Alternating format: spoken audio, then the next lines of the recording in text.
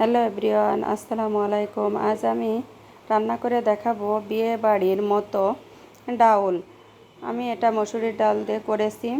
আপনারা যে কোনো ডাউল দিয়ে করতে পারেন, তবে মসুরির ডাউলটা এভাবে বিয়ে বাড়ি রান্না করলে বেশি টেস্টি হয়। তো দেখুন, আমি কড়াইতে তেল গরম করে নিয়েছি। নিয়ে আমি এতে গোটা জিরে দিয়ে দিলাম। গোটা জিরে দেওয়ার পরে আমি 1 কাপ পরিমাণ পেঁয়াজ রসুন কুচি দিয়ে এটা ভালোভাবে নাড়ানাড়া করে নেব। আর আমি ডালটা আগে থেকে কাঁচামরিচ দিয়ে সিদ্ধ করে রেখেছি। এটা আমি ভালো মতো নাড়ানাড়া করে যখন এটা বাদামি কালার হবে, সেন্ট বেরিয়ে আসবে, পোড়া পোড়া টাইপ হবে, তখনই আমি এর ভিতর ডালটা দিয়ে দিব। তো দেখুন, আমি আগে থেকে সিদ্ধ করে রেখেছি ডাউল কাঁচামরিচ একটু পেঁয়াজ রসুন দিয়ে। তো এটা আমি এখন নাড়াচাড়া করে লবণ হলুদ দিয়ে দেব পরিমাণ মতো।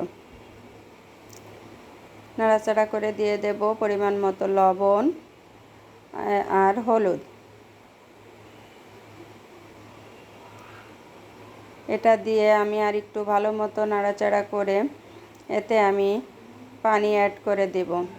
তো দেখো, আমার ডালটায় শুধু তেলই আছে, তেলটা কি সুন্দর বেরিয়ে আসছে।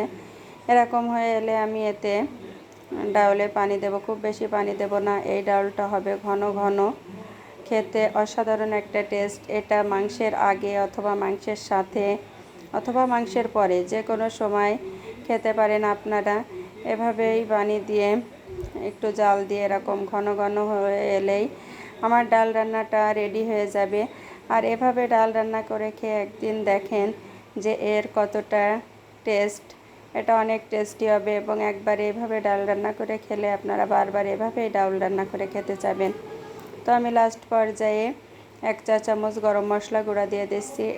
এটা অনেক ফ্লেভার আনবে। আর ডালের ভিতর গরম মশলাটা দেওয়া অনেক জরুরি, কারণ ডালে গরম মশলাটায় স্বাদ বেশি বৃদ্ধি করে।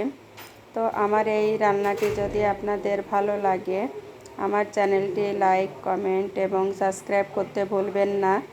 সবাই ফলো করবেন। সবাই ভালো থাকবেন, সুস্থ থাকবেন। আমার আজকের রান্নাটি এ পর্যন্তই ছিল। আমার রান্নাটি হয়ে এসেছে, এখনই আমি চুলা বন্ধ করে দেব।